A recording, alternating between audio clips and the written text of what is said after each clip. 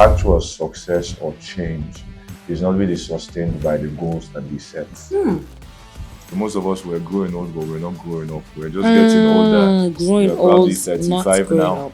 but you have the same habits you I have had to put my glasses down for this one. when you were 17. Some habits are actually incorporated by ourselves, but some of these habits are copied They are. from the people we see around us most of the time. When you're able to identify what the habit is and the thing that triggers you to resort to that habit, Yeah. that's the only way we can Like actually an example, deal with like it. when you are on the path to self-discovery and reformation, transformation, then you have to identify that you don't look for excuses, you look for solutions. Right. You know, and even spiritually, how much time would you have spent with Oh my God through God. prayer or studying the word this year Right. that you couldn't do because you were on your phone? If you are glued to a certain habit all the time and you notice it's not beneficial to your mind, it makes you feel more depressed or it makes you overthink much, you need to know that, oh no, this is not something I should consistently do. You somehow find comfort in your ineffectiveness by feeding off the effectiveness of other people. This is deep. Proverbs 25 verse 28 says, a man without self-control is like a city broken into and left without walls. A man without self-control is like a city broken into and left without walls. Ladies and gentlemen, I want to welcome you. This is Fortify.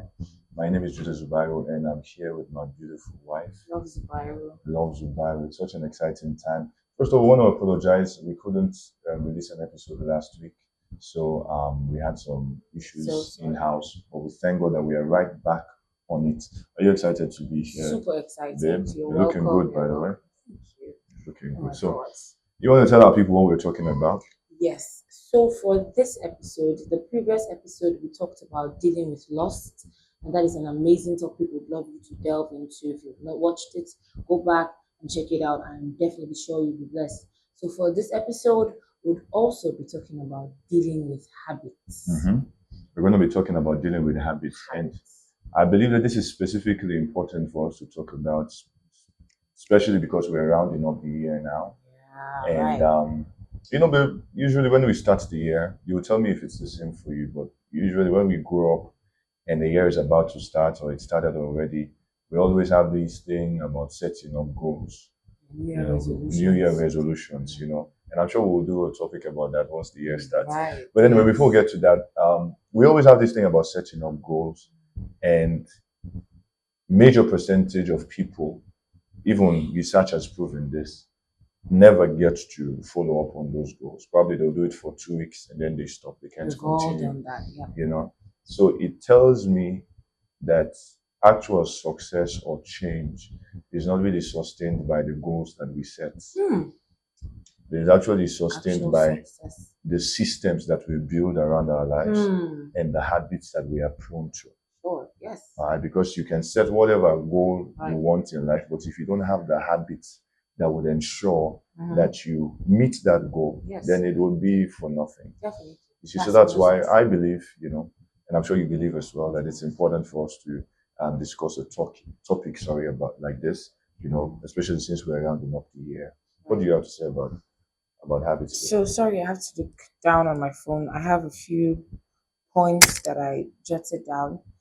Looking up what habits is, I have here, it says habits are settled or regular tendencies or practices, especially one that is hard to give up.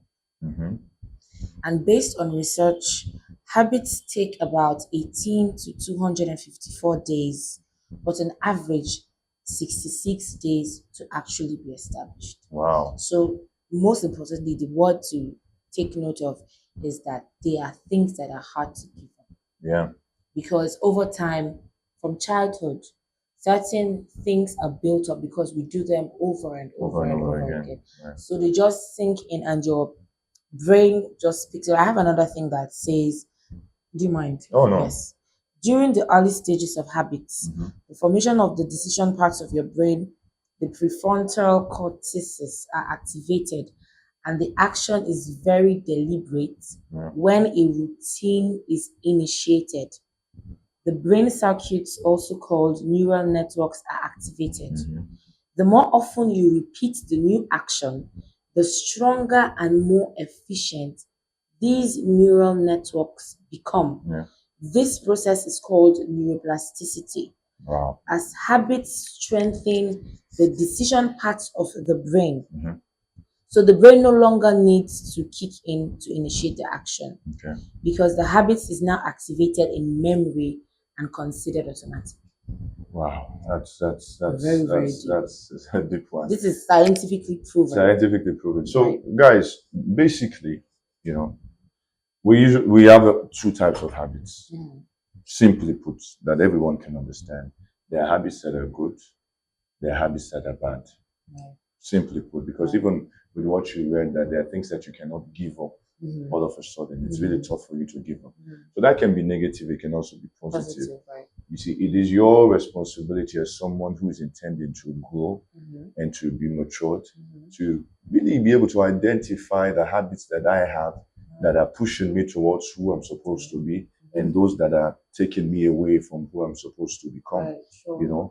Because if you're not able to identify which is which, then you have a problem. Of course. You see, so I would say, unfortunately, some of us, we have some habits that we started engaging them unintentionally.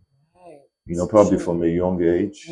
You started engaging in such an habit. You were immature, your brain was really young, and then you started engaging in it. And it's still, if you do it for long enough, your body will get acquainted, brain, and you cannot, it takes some real work. It kicks in. It kicks in. It takes some real work for you to, reacquaint your system with something different. Yes. You see, so guys, we're ending the year now, and my question would be for you listening to us, and even myself, that what are the habits that you developed this year? Right. And what are the habits that you actually put away this year? Because I believe that we should not only be intentional about growing old, we should be more intentional about growing up. So most of us were growing old, but we're not growing up. We're just getting older. Growing You're probably old, 35 not now. Up. But you have the same habits you had. I have to put my glasses down for this one. You have the same habits you had when you were 17. I'm telling you. You'd be just lazy around the house. Even me, I wouldn't lie. There's some habits that I do have now. My wife can attest to the fact, that I probably just had since I was young. One of the habits that I'll put myself out there. I think it's good to do sometimes. One of the habits that I do have that I don't even do consciously is probably if I'm eating and I'm done eating, I just have this habit of just leaving the plate and cup where I ate. Oh, Jehovah!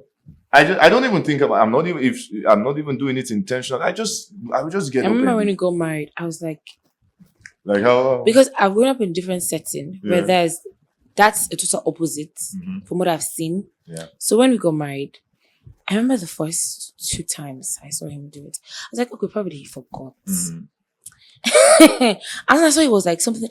It's a normal thing because I take my plates to the sink, even if I'm not able to wash it at the moment. But I just know I take it to the sink. Me, I'll leave it. So now it's like a. So I won't forget that day. I took a picture because he was not around. I think our room was upstairs, so I snapped. I snapped the plate and said, "Did you forget something?" Oh yeah, you did that. Eh? I did that. Yeah. I was like, me. I left and I don't really. I just knew that he didn't even know. That I was not even conscious. Because I think probably because my mom as well. Probably my mom, whenever I eat and I leave the plate, she would just come and pick it up and go get it washed or something. So I just had the habits, different habits, especially us guys, ladies as well. I also have one. I have one where for when I'm eating, I majorly am on my phone. So I take a lot of time eating. So I don't eat like fast. I eat actually very slowly. I take my time to eat.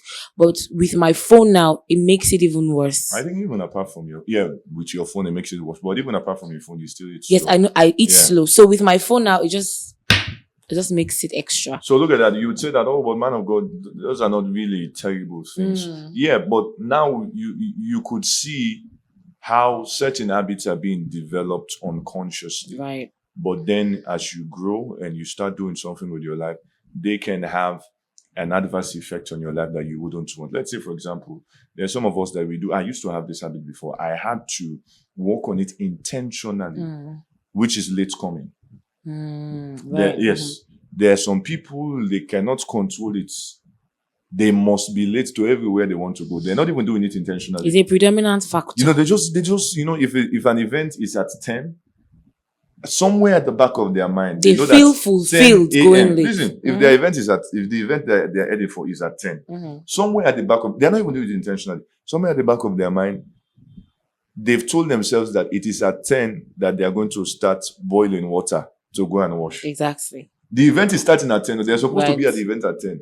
But just somewhere subconsciously Yes. in their mind, they will just find themselves at 10. That's when something will just trigger them and they're like, oh, I have to be somewhere. Let me start That's processing. when they start looking for clothes to wear, looking for shoes, start putting water. And for some reason, they arrive at the place at 1 a.m. or 1 p.m., 2 or 3 hours late. And they're not even doing it intentionally. Right. So there's a mistake that we can make in these situations. One mistake would be you would say that, oh, that's who I am. It's just who I am. You just have to bear with me like that, And most of us, we have the problem. We don't even apologize. Even when we are late, it's difficult for us to say sorry. That's a topic for another day. So there's a mistake that you could make and say, oh, that's just who I am. Or you would even go further and say, oh, but everyone, that's how we are in Sierra Leone. We can be late. Or you can go further and still say, that, oh, I'm not the only one here that is late. But when you are on the path to self-discovery and reformation, transformation, then you have to identify that you don't look for excuses, you look for solutions. Right. You identify that this is not good. Yes. Whatever my excuses are, are they far? That I usually sleep late is not important. Yes. If you identify an issue, you have to ensure that you fix it. Very, very important to note. And most times, yes, some habits are actually incorporated by ourselves, but some of these habits are copied. They are. From the people we see around us most of the time. So you sharing a space or an environment with a kind of a person or a set of people, and they are actually actively involved in responding a certain way or behaving a certain way all the time, you also subconsciously start doing the same, incorporate the same thing. You might not have. We see that in children. I also had that when I was way younger. I never sucked my finger before. So basically, I call suck finger. I was never born with it. I never did it before. I think I saw someone in church doing that, and I started doing it, and it became a habit. Oh my God. My parents did everything to get me to stop. What made me stop was the conversation. I'll never forget. I don't remember how old I was, but I'll never forget the conversation my mom had with me. Yeah. She did everything. They put bitter leaf, this, that. I still didn't stop. She just had a conversation with me and told me that my face, there was one woman she used as an example. Jesus Christ. You see the man's teeth. Her teeth is right up the air anyway. So she told me that I'm going to look like that woman if I continue sucking my finger. And I was like, I know. I don't. And that's how I stopped it. I think I still have the mark on my finger. Yes, I do too. Yes. Hot iron, everything. I don't even want to go into that. Copying a habit I never had because I just saw someone do it. It looked pleasurable. It looked enjoyable. Yeah. And I thought that, okay, I just need to share the same experience. And I incorporated it. It's the same way that most guys and young ladies as well get stuck in things like pornography, addiction, and this internet, all these things. And now, it's now even worse. It's the same thing. We copy it from people. All the time. Because if you never saw someone doing it, it's highly unlikely that you would find interest. Even the things we see on social media. Because you were introduced to it. Yes. And one of the it's good that we're talking about habits, because one of the prevailing bad habits now is phone addiction. God. I'm definitely one of those people who, to a greater extent, I am addicted to my phone. And I had to accept it, because it is easy for someone like me to say, oh, I do a lot of things on my phone, which I do, for a fact. Yes. Even most of the times that I'm on my phone, I'm listening to a teaching. Yes, of course. I'm editing a video. Right. I hardly ever do something, that is not beneficial on my phone. But then you have to ask a question, that do you have control of how much time you spend on your phone? I'm telling you. Most of us now, worldwide, we don't have control over how much time we spend on our phone. Most of us can spend hours on TikTok, just scrolling. Now they have what they call doom scrolling. Yes, or mindless You know, scrolling. doom scrolling is you are scrolling and you are literally like, you are like, I wouldn't say a robot You've or zoned out, something. your You are attention is zoned not out. there. Your mind is not even there. You are just You like just this, Mhm. just scrolling. Yes. And it is a coping mechanism for most Yes. people. It is, Right. it is, Sure. it's a form Sure. of solution. Right. Most people who are frustrated or Yes. stressed out and they don't want to think Or about depressed. it. Mhm. You know, social media just made it now easy for people to Mhm. just exempt themselves from Right. all the things that they have to Right. think about Mhm. by just focusing on something on the phone. Yes, of You know, course. so it is some form of a solution Right. that people have found that is not good. That's Yeah. so true. We have another habit that's also common. We have people that constantly bite their nails. They do that for what? Some people don't have actually any reason. Probably they might be nervous. Like if someone is nervous, and in the only way they can actually calm themselves down is by biting on their nails and spitting it out. Just a habit that was formed for them to cope with what they're actually feeling and calm themselves down. Other people, it might be to avoid, eye contact or avoid conversing with people, especially in new places. Like if they walk into a room and they don't know anyone, the best way to get themselves together is to actually hold on to their phones. Yeah. Mindless scrolling Mindless to scrolling. avoid, physical contact. To just avoid, they call themselves introverts or something. I don't know what. Yes, I think that's it. Yeah, it's not like it's wrong for you to be an introvert, but to a certain extent, you definitely need to build good relationships and connections in certain places. You must know the environment where you are to use your phone, where you have to obviously be on your phone all the time. But in certain places, you have to read the room and know, oh no, I don't need to do this. Yeah, if you're listening to us right now, one question that I want you to ask yourself is how many opportunities to connect with people have you missed? How many opportunities to execute on those plans that you had at the start of the year? You know, how many opportunities did you have to do something meaningful with that time that you were using on your phone? That's one question that I've been asking myself for the past few weeks. You know, yes, you did a lot of things. You have to be on your phone. It's easy for you to say, well, the way the world is now, everyone has to use your phone. It's easy, but then ask yourself, what are you missing out on? Because there's some of us, probably you even lost a loved one recently. And if you think of the closing moments that you had with that loved one, probably for the last 3 or 4 months before the person died, you never had a meaningful conversation because every time you would meet, you were probably on your phone. You know, you are this dead is in your phone, issue. and the individual also the same. Issue, love. You know, so we miss so much opportunity, so much to connect with people. You know, and even spiritually, how much time would you have spent with God through prayer or studying the word this year that you couldn't do because you were on your phone? You probably said that, tonight I'm going to pray at 10. 10 will come. You say, let me just look at this video till 11. 11 will come. Okay, let me just do it at 12. You scroll till 12, and 1 a.m. you slept off. You're gone. Because you've developed a habit to be on your phone at this particular time of the night. Yes, and you don't have control. As a coping mechanism for you to sleep. Yes. People, they have what they call insomnia or something. So for them to sleep, they're either on their phone, scrolling. All the remedies for insomnia. So instead of actually, you might say, I've planned to pray at this particular time, but just because it's a habit that has been formed, you forget because you have already built the system. You're so right there. So it's impossible for you to. You are so right. Listen to me. If you have such an habit, especially phone addiction, you have to work this on is a serious thing. Very serious. You see the scripture that I read when we started. Right. The Bible talks about, because it is connected to self-control. Of course. You know, because very much. For self-control, one has to be intentional. Intentional. You have to be intentional. You have to accept something that is a problem. Something that you've not exercised control over. Right. You know, phone in itself is not bad. Of course. But you must have control. Sure, definitely. Over the amount of time that you do it for. Of course. You know.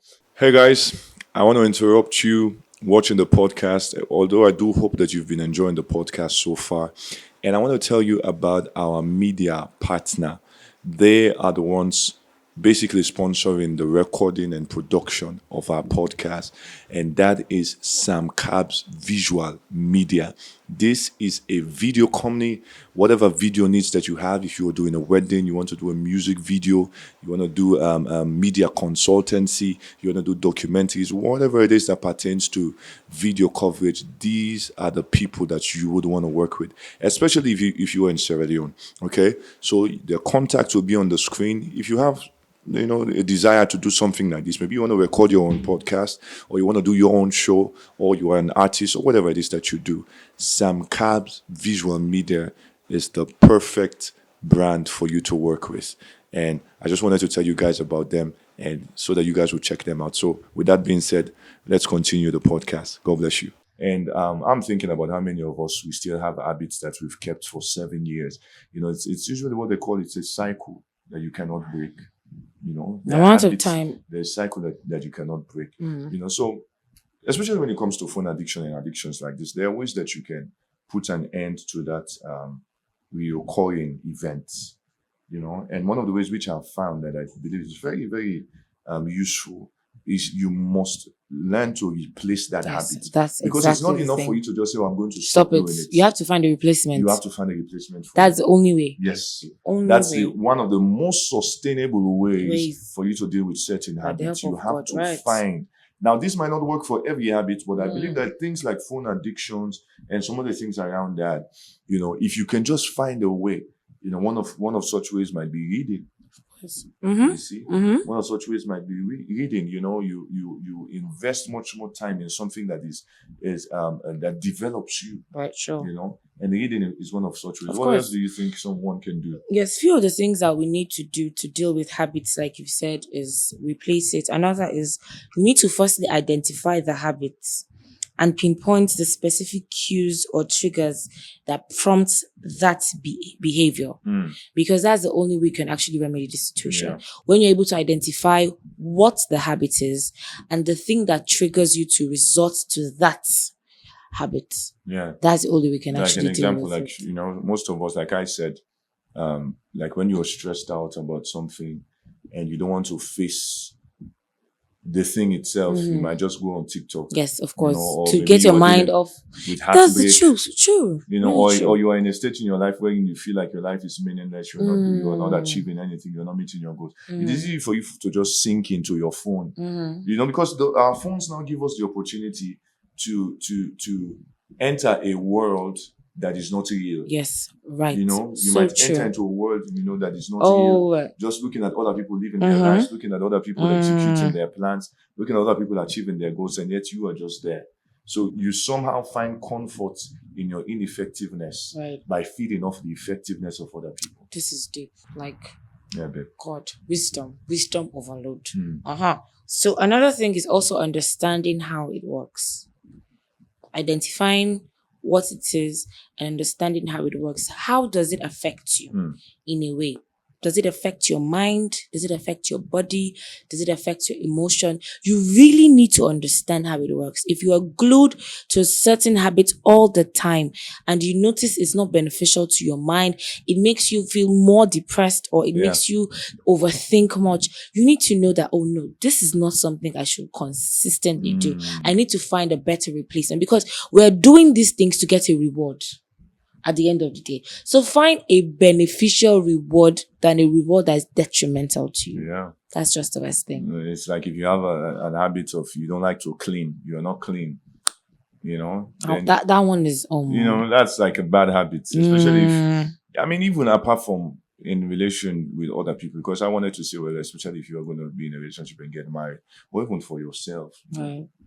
People will lie and say the Bible says cleanliness is not true. The Bible did not say that, but it is an important statement. It is. There is some sense to it that cleanliness is very important, because it also speaks to how much value you have to yourself. Right. If you can keep yourself clean, it somehow speaks to the value that you have for yourself, right? God. Because you don't, brothers. Listen, brothers, because I want. There are some sisters, but more brothers. More brothers. I'm sorry, but if sisters are rare, it is rare for you. It's hard. They are but there, that's the but thing, it's rare because of how society has made. Most of us guys were not. Because the girls are taught to be to be clean, to be tidy. Not all guys. There's some guys that do that, but of course, anyways, it is well. It is well, oh, it is well. Right. So it's important. There was something that I was going to say. It seemed as if it skipped my mind. Sorry. I think it was something centered around even the whole phone addiction thing, but I'm sure it might come back to me. But I believe that as the year is ending now, it is important for you to identify the habits that have been holding you back. You need to. So that you don't go into next year again just setting goals and you don't have the kind of habits. Because, in as much as there are bad habits, you can choose good ones that you can sustain. Right, of course. You can choose good ones. We have the spirit that brings about self-control. These are things that you can be determined enough it can be changed. Right. If you have phone addiction, if you have a pornography addiction, that's a bad habit as well, by the way. She said that you have to identify what triggers you. Yes, identify it. There's some of us, probably maybe you see an image or you would see something while that scrolling. attracts you, and then you cannot deal with that emotion. Then you have to go sort yourself out to some pornography videos or something. You can identify that, okay, this is what causes that. That's a good way to start. A good way. And then when you start there, you can engage with the process. What else, babe? Yes, another point is after understanding how it works, state what you want instead. If you know that this one affects you negatively, understand what you would want to, experience instead, and swap that behavior. Sorry, like my husband said, replace it with something else. Find a substitute. Pray about it. Pray about it. When you said, what did you say before prayer about it? The points that you made. State what you want. State what you want is. So what came to my mind? One of the things that it is even the first thing that you must do as it pertains to fixing bad habits is that you must identify who you've been called to be. Right. You first of all must identify who you are. Of course. Because if it gives you the necessary motivation to fix the habits. Because you're not just going to fix something if you don't have a reason for it. If you don't feel as if what's the benefit for it. Identifying the reason. You get it. Motivates you. Like when I made the example of once upon a time when I had the difficulty of being on time when it comes to meetings or events. One of my greatest motivations is because I am a man of God. I am a minister. I am someone who is an influence to a lot of people. I mentor people. I cannot do that and also be late coming, because if I'm telling people don't come late and then I am coming late, it doesn't make sense. So because I identified who I'm called to be, right. And I identified that if this person that I'm called to be, what are the things that such a person would do? Of course. You get that? Me being a man of God, having integrity, sure. having respect, having self-control, and all these things. This man that I am aiming to be, what are the things this person does? Yes. So when you identify those things, it gives you the necessary motivation to fix the issues that you might have. Definitely. Yes, babe. Knowing who you are and what God has called you to be helps you definitely know what you need to do to, solve whatever it is that is negatively influencing you. We have also something I want to talk about in relation to relationships. There are people who have the habit of avoiding tough conversations because they don't want to deal with confrontation. So they choose to avoid talking about things. It's a habit that they might not even know it's actually is a habit.